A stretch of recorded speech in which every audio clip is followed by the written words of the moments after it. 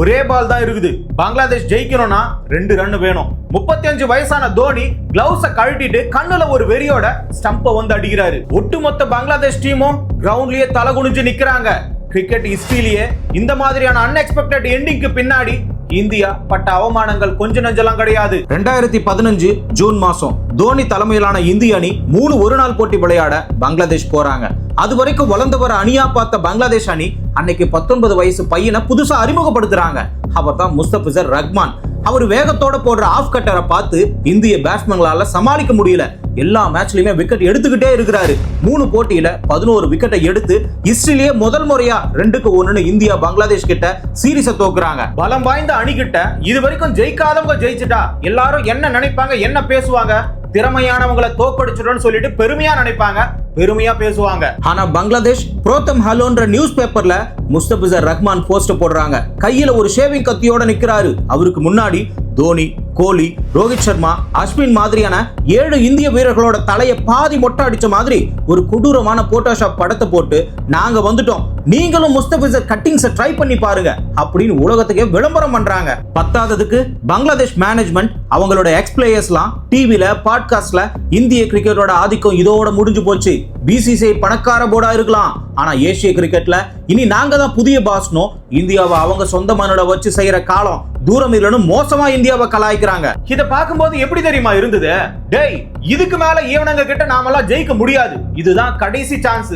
என்ன பேசணுமோ என்ன எழுதணுமோ கண்டபடி எழுதுங்கன்னு எழுதிட்டாங்க. இந்த அவமானம் அடங்குறதுக்குள்ளார அடுத்த சில மாதங்கள்ல 2016 மார்ச் மாசம் T20 ஃபார்மட்ல ஆசிய கோப்பை நடக்குது. இந்த இடத்துல பங்களாதேஷ் தான் ஃபைனலுக்கு வராங்க. கிரிக்கெட்ல ஒரு நாடு ஃபைனல் வருதுன்னே வச்சுப்போம். அந்த நாட்டோட ஃபேன்ஸ்லாம் என்ன பண்ணுவாங்க? எங்க நாட்டு வீரர்கள் தலை சிறந்தவர்கள் அப்படின்னு சொல்லிட்டு போட்டோஷாப்ல எடிட் பண்ணி எல்லாருமே சோசியல் மீடியால போடுவாங்க. அடுத்த நாட்டை வந்து ட்ரிகர் பண்ண மாட்டாங்க.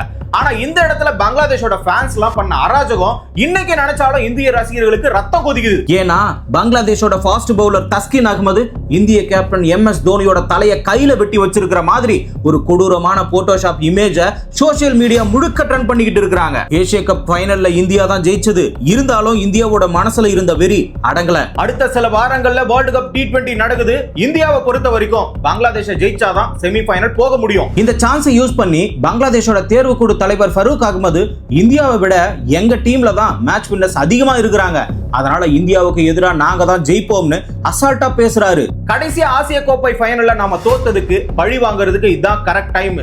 இந்தியாவை அவங்க மண்ணுல வச்சு டோர்னமெண்ட் விட்டு வெளியேற்றணும்னு பங்களாதேஷ் மீடியாக்கள்ல பெரிய ஓவர் பில்டப் கொடுக்குறாங்க. சின்னசாமி ஸ்டேடியம்ன்றதுனால கண்டிப்பா சிக்ஸர் மழை பொய்யும்னு எல்லாருக்குமே ஒரு நம்பிக்கை. பட் அன்னைக்கு பிச்சு காஞ்சு போயிருந்ததுனால பால் நின்னு திரும்பும்னு தெரிஞ்சு போச்சு.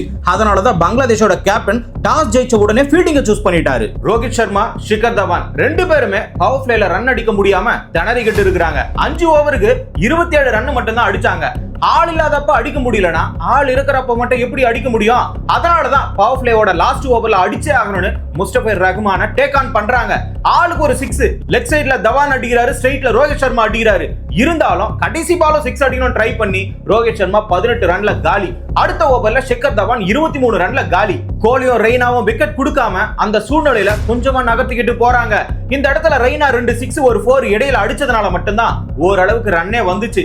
ஏன்னா கோலி இந்த இடத்துல 23 பால்ல 24 ரன் அடிச்சு போல்ட் ஆகுறாரு.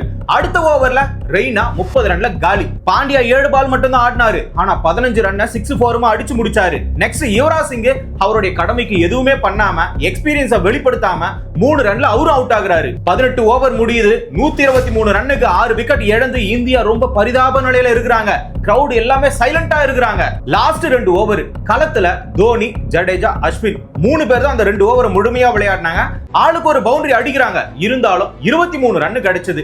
7 விக்கெட்டை இழந்து பங்களாதேஷுக்கு 147 என்ற டார்கெட்டை செட் பண்றாங்க. சின்னசாமி ஸ்டேடியம்ன்றதுனால 147 என்ற டார்கெட் சாதாரணமான விஷயம் தான். ஏன்னா இந்த பிட்ச்ல 200க்கு மேல டார்கெட்டை கொடுத்துருக்கணும். ஆனா இங்க கொடுத்தது 147. தோனிக்கு கொஞ்சம் கூட பிரஷர் கிடையாது. எப்படி அந்த பிட்ச்ல பால் நின்னு திரும்புது தெரிஞ்சு போச்சு. ஆகையனாலதான் ஸ்பின்னரை வச்சு பெரிய திட்டத்தை போட்டாரு. மிதுன் அலி அஸ்வின் போட்ட செகண்ட் ஓவர்ல காலி. அதே ஓவர்ல தமீம் இக்பாலும் காலியாக வேண்டியதுதான். ஆனா பும்ரா கேட்ச டிராப் பண்ணிட்டாரு.